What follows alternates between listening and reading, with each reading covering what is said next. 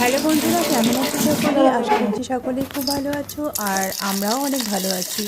আজকে কিন্তু আমি ম্যাগি বানাবো।